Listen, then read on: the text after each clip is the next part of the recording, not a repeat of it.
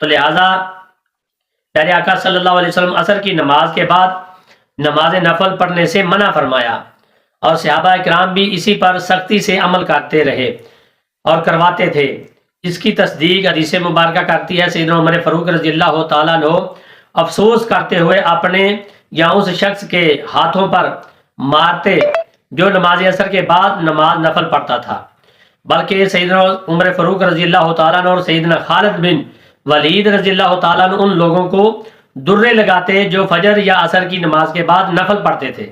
اور صحابہ کرام میں سے کسی نے اس فعل پر اعتراض نہ کیا، بلکہ حدیث مبارکہ میں سیدنا صائب بن یزید رضی اللہ تعالیٰ عنہ نے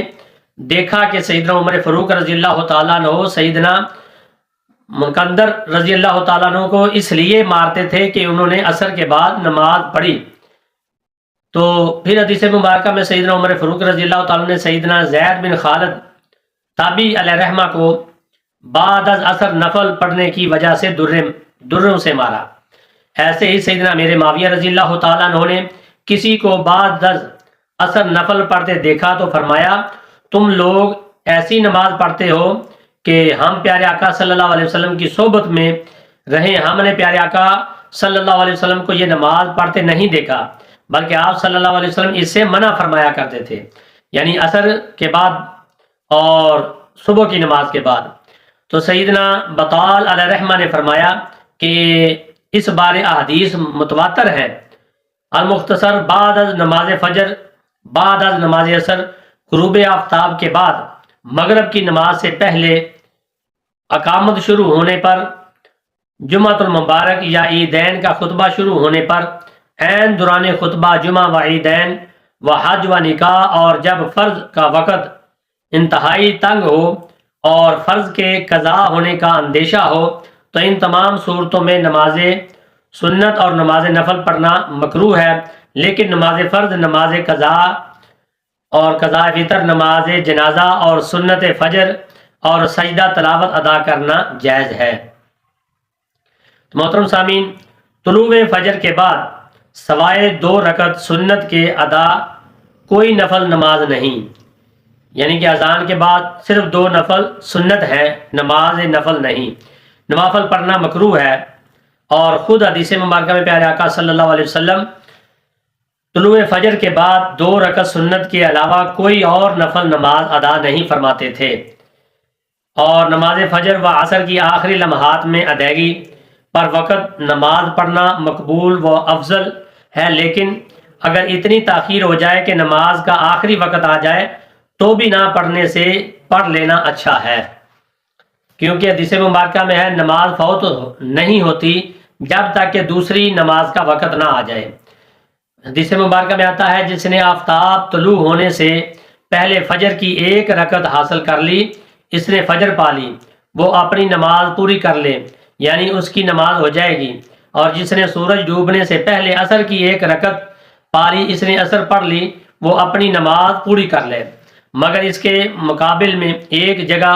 فرمان ہے حدیث مبارکہ میں کہ 3 اوقات میں ہمیں پیارے آقا صلی اللہ علیہ وسلم نے نماز پڑھنے سے اور میت کو دفن کرنے، نماز جنازہ سے منع فرمایا ہے۔ جس وقت آفتاب طلوع ہو رہا ہو اور جب تک کہ بلند نہ ہو جائے، سورج ڈلنے کے وقت یہاں تک کہ سورج ڈل نہ جائے، غروب ہونے کے وقت یہاں تک کہ سورج غروب ہو جائے۔ تو محترم سامعین، فقہ حنفی کا کمال یہ ہے، یہاں پر ہر 2 حدیث میں بظاہر تعارض ایک دوسرے کے خلاف ہو رہا ہے۔ اب قاعدہ کلیہ یہ ہے کہ جب ایک ہی حیثیت کی احادیث میں کسی مسئلے پر اس طرح تعارض پیدا ہو جائے تو اصول فقہ کی طرف رجوع کیا جاتا ہے۔ جب ہم فقہ کی اصول دیکھتے ہیں تو اس بارے سیدنا امام اعظم تابعی علیہ رحمہ کا اجتہاد ممتاز حیثیت رکھتا ہے، جنہوں نے ہر 2 احادیث پر عمل کی راہ نکالی ہے اور نماز عصر کے جواز کا فتویٰ دیا ہے، جس کی علت یہ بیان فرمائی کہ چونکہ نماز عصر کی ابتدا ناقص یا مکروہ وقت میں ہوئی اور اس دوران سورج غروب ہو گیا، تو یوں انتہا بھی اسی طرح ہی ناقص یا مکروہ وقت میں ہوئی، تو لہٰذا یہاں پر جواز کی حدیث پاک کو ترجیح دی جائے گی۔ حدیث میں ہے جس نے سورج ڈوبنے سے پہلے عصر کی ایک رکعت پا لی تو اس کی نماز ہو جائے گی، اس لیے نماز عصر ادا ہو جائے گی، جبکہ اس صورت میں امام اعظم تابعی علیہ رحمہ نے نماز فجر کے بارے جائز نہ ہونے کا فتویٰ دیا، کیونکہ نماز فجر کا تمام وقت کامل ہے، لہذا جب اس کی ایک رکعت کامل وقت میں پڑھی گئی اور اس دوران سورج طلوع ہو گیا تو دوسری رکعت ناقص وقت میں ادا ہوئی، یوں ابتدا اور انتہا ایک جیسی نہ رہی، لہذا یہاں پر فساد نماز کے لیے اس حدیث کو راجح مانا جائے گا۔ حدیث میں آتا ہے 3 اوقات میں ہمیں آپ صلی اللہ علیہ وسلم نے نماز پڑھنے سے منع فرمایا۔ پھر حدیث مبارکہ میں ہے جس نے فجر کی ایک رکعت پڑھی پھر سورج طلوع ہو گیا تو فجر نماز دوبارہ پڑھے، اس لیے نماز فجر نہیں ہوگی۔ تو ماشاءاللہ یہ ہے سیدنا امام اعظم تابعی علیہ رحمہ کا فکر اور تبدر کہ جنہوں نے اس مسئلے کا ایسا حل پیش فرمایا کہ جس پر عمل کرنے سے کسی حدیث مبارک کی بھی خلاف ورزی نہیں ہوتی۔ تو سبحان اللہ، اس لحاظ سے یہ مسئلہ فقہ حنفی کے عظیم کمالات میں شمار ہوتا ہے۔ غیر مقلدین اور مخالفین فقہ حنفی کے پاس ان حدیث پر عمل کا کوئی حل نہیں ہے، یہ آزاد صرف فقہ حنفی کو حاصل ہے۔